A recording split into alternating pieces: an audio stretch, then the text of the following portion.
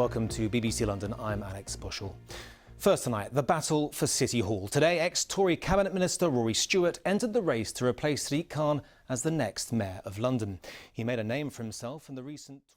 Now, much more to come, including... So what do the people of the Prime Minister's own constituency think? His own backyard? Well, there's hopefully a street name that makes the point. Well, this is a Leave constituency. 56.4% voted for Brexit, 43.6% voted to remain. And voters here recall the promises of their MP when he became PM. And we're going to fulfil the repeated promises of Parliament to the people and come out of the EU on October the 31st. No ifs or buts. Voters like Vikash, who is a Remainer and remains a bitter critic of Boris Johnson. Don't like him at all, honestly don't. He's full of rubbish. He just wants his way to be done. If it's democratic, lawful, or unlawful, he doesn't care. He doesn't care about common people. They're all living in a different world rather than people like us. We're trying to make our ends meet and running a small business.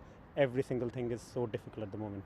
Others come to the PM's defence, and some are even Remainers, like Mohammed. I am a Remainer and I'd love to stay in Europe, but out of all the leaders, he's the only one with an idea to get us out of Europe, in the sense that people did vote for no deal, they did vote for Brexit, and he's someone that's authoritative and he wants to do it. He wants to get us out of Europe one way or another.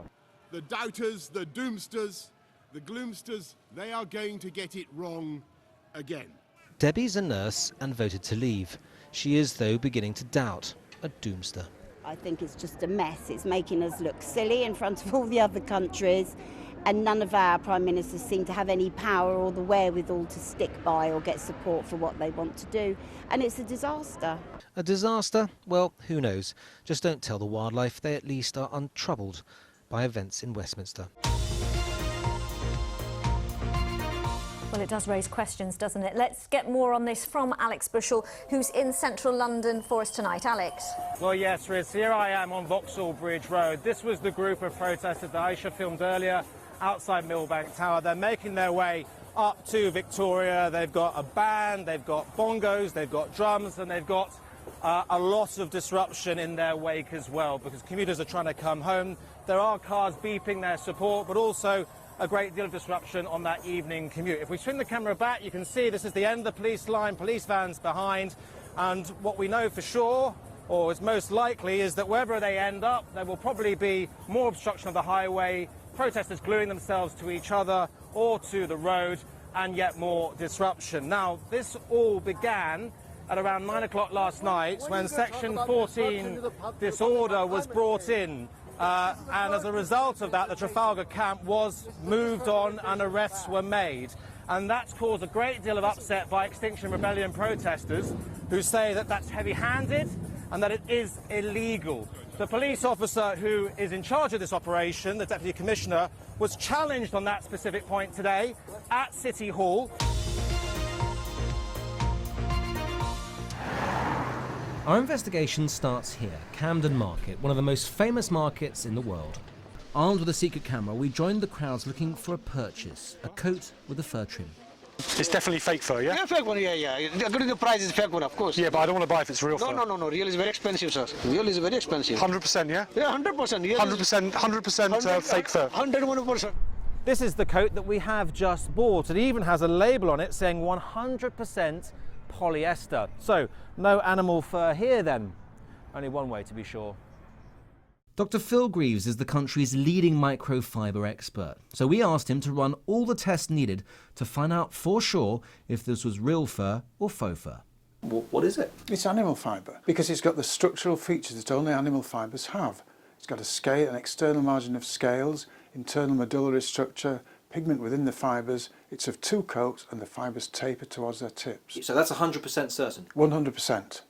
In all, we bought garments from 17 stalls and shops from across London, from Stratford to Shepherd's Bush Market, from bobble hats to keyrings and shoes with pom-poms. Again and again we were sold fake fur that turned out actually to be real fur.